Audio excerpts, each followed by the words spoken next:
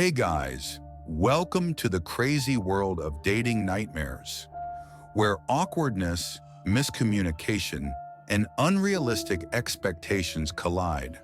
Sharing these stories isn't just hilarious, it's proof we're all surviving this madness together.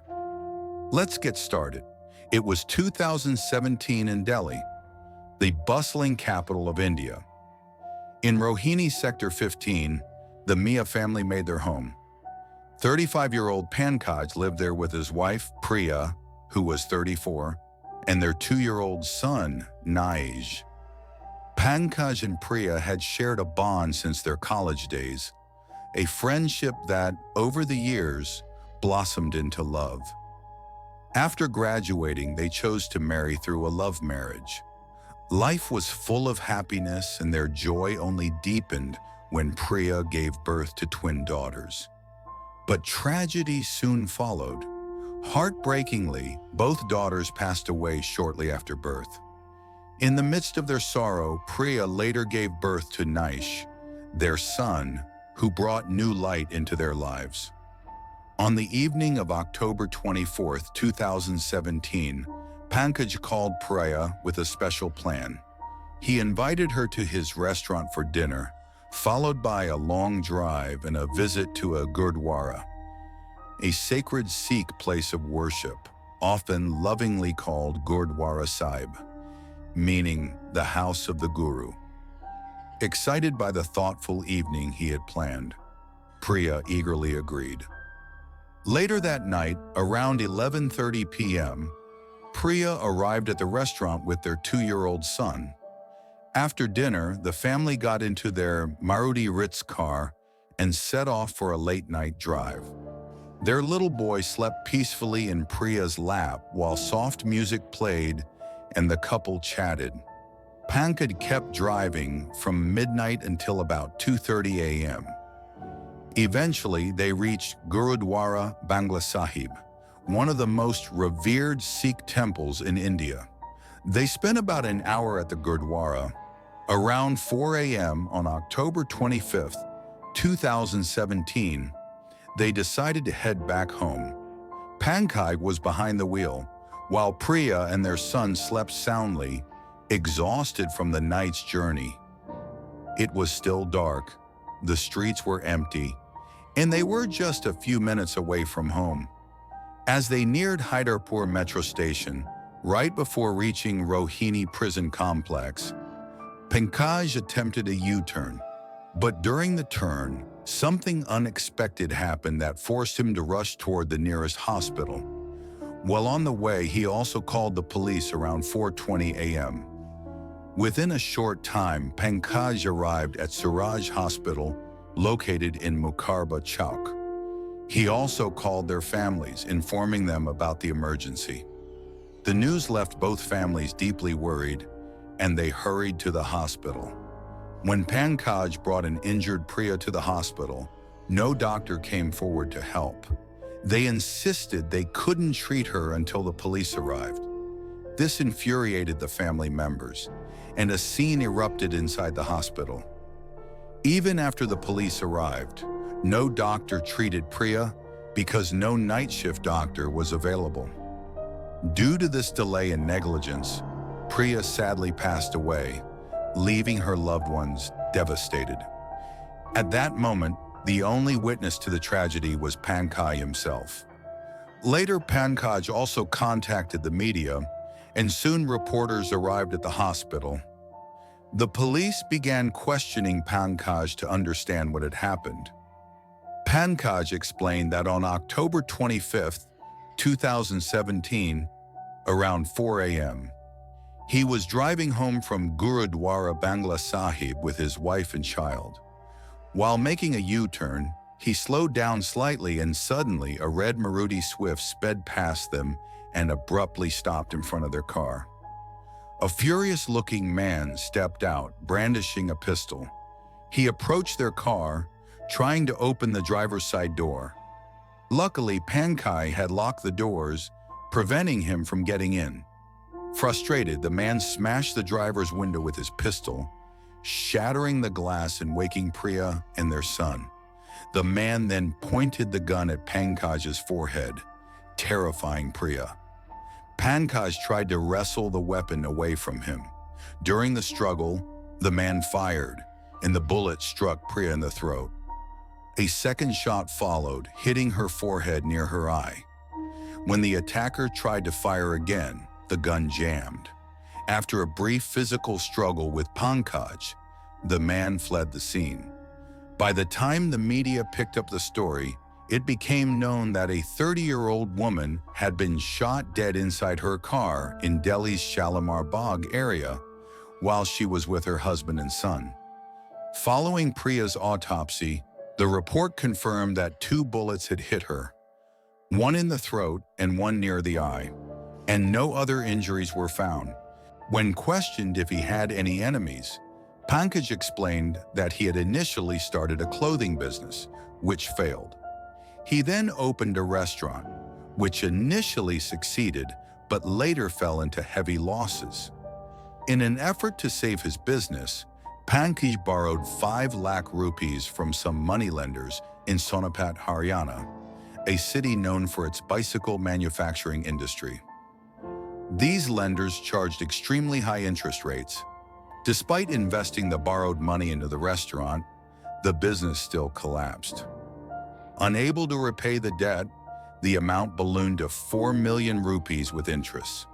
The moneylenders began threatening Pankaj, even visiting his home in early October 2017, warning his family that if he didn't return the money, there would be serious consequences. Because of these threats after Priya's murder, Pankaj immediately suspected the moneylenders were behind the attack. He also mentioned to police that the red Swift had a Haryana license plate, which further fueled his suspicions. According to Pankaj, he believed the attackers had come to kill him, but during the scuffle, Priya was tragically shot instead. He also explained how the 3rd bullet jammed in the pistol, which possibly saved his own life. Pankaj provided the names of the 3 suspected moneylenders to the police. Acting on this, Delhi police traveled to Sonapat to track them down.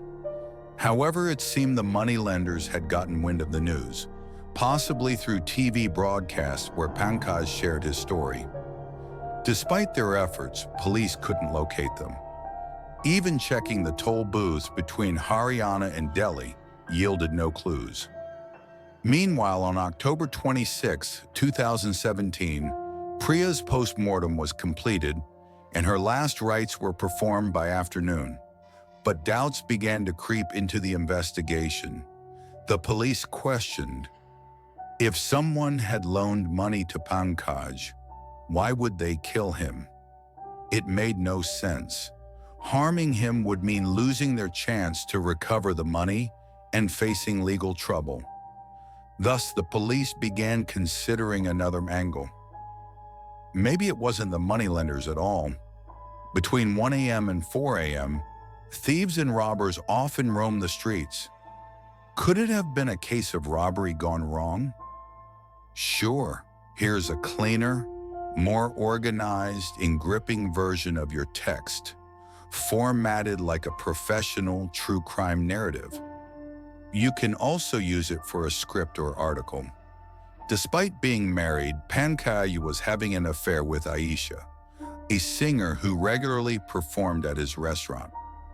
The police confirmed the affair through Pankaj's call detail records, which revealed that he and Aisha often talked for hours. Eventually, Priya, Pankaj's wife, became aware of his infidelity. Their relationship quickly deteriorated, with arguments becoming more frequent, intense, and sometimes even violent. Still, Priya never openly discussed her marital troubles, not even with her parents. However, when Pankaj refused to change, Priya once left their home, taking some of her belongings, and stayed with her parents. Meanwhile, another police team was assigned to reconstruct the entire crime scene. Their diligent investigation led them to a breakthrough.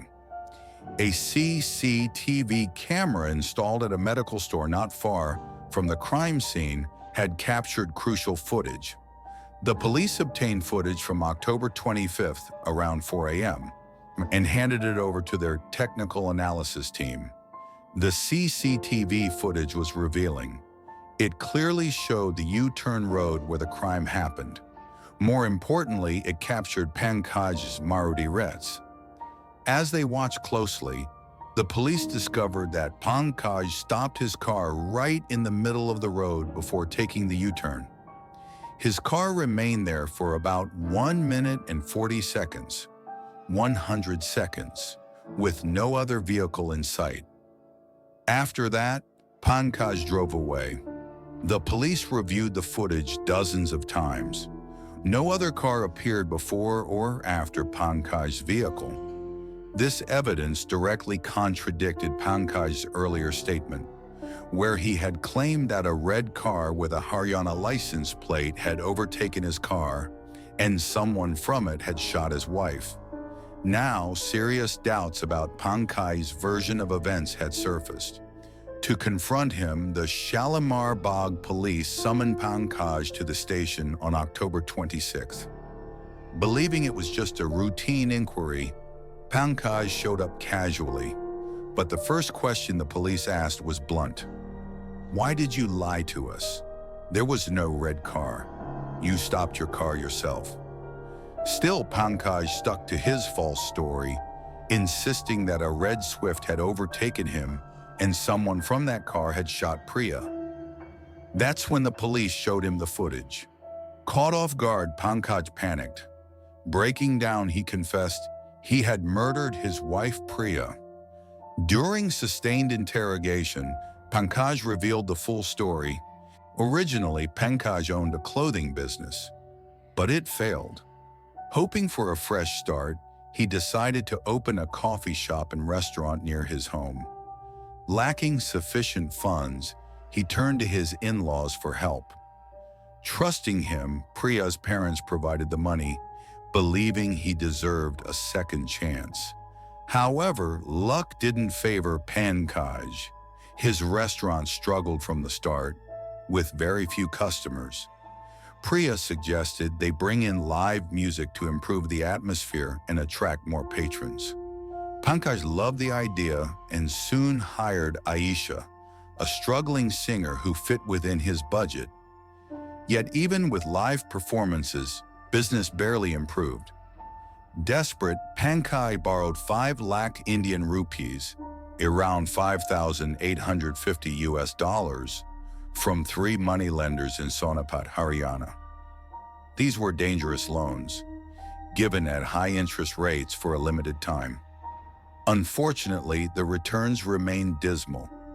Over time, the debt ballooned to 4 million Indian rupees, around $46,750. The moneylenders began aggressively demanding repayment, even causing scenes outside Pankaj's home.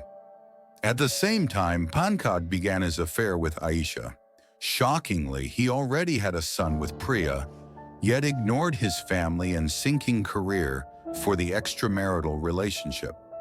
According to Priya's parents, Pankaj had a history of multiple relationships, around 6 girlfriends in total. At this point, Pankaj could have opted for divorce, but he knew that divorcing Priya would mean repaying the 400,000 Indian rupees he owed her parents, something he simply couldn't afford. That's when a sinister thought crossed his mind. If Priya was dead, all his problems would be solved. His motives were chillingly selfish. He could be free to live openly with Aisha. He wouldn't have to return the borrowed money to Priya's parents. He could potentially shift the blame for the murder onto the moneylenders and get rid of them too. Once Pankaj finalized his plan, he obtained an illegal pistol from a friend named Monu. He then scouted locations around his home, searching for areas without CCTV coverage. Eventually, he zeroed in on the U-turn road near Hyderpur metro station, a route he knew well. He even decided the timing, late at night during a long drive. On the night of the murder, Pankaj took Priya and their young son for a drive. They visited a gurudwara before heading back. As planned, Priya and their son fell asleep in the car. Seizing the moment, Pankaj pulled out the pistol and shot Priya twice. To make it look like an outside attack, he broke his car's window from the inside and later fabricated the story about a red Swift overtaking them and shooting his wife.